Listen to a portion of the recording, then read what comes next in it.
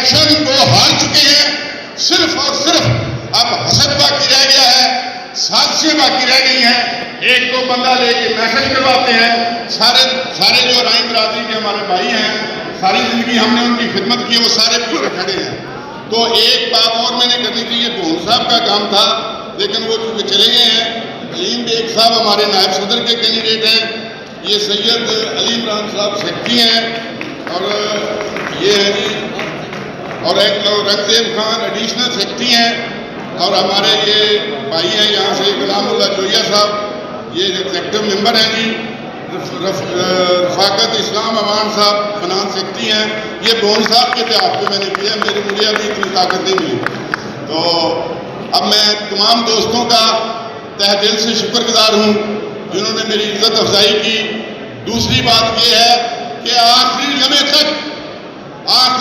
तक जो आदमी दुश्मन को कमजोर समझता है वो खुद कमजोर होता है। ये जो 6-7 दिन है, इनके लिए काम करें और ये उनको बताएं कि नीचे से ऊपर तक किस कदर फर्क किए हैं, कितना उन्होंने लूटा है, कोई आदमी बताने वाला नहीं है।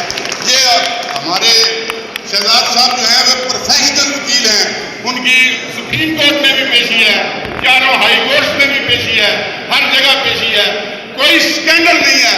वो जब लोग जज बनने के लिए उनकी अगर वो डिक्लेयर हो जाए कि क्या क्या बातें उनके लिए मतलब कही गई थी, तो आदमी डूब के मर जाए, वो अकड़ रहे हैं, शर्म नहीं आती। तो मैं अब आखिर में पीर साहब से इसका गुजारिश करता हूँ कि वो दुआ कर दें।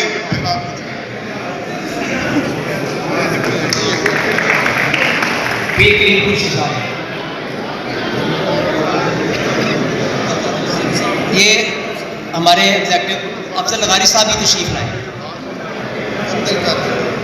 औज़ु बिल्लाहि मिनश शैतानिर रजीम, बिस्मिल्लाहिर रहमानिर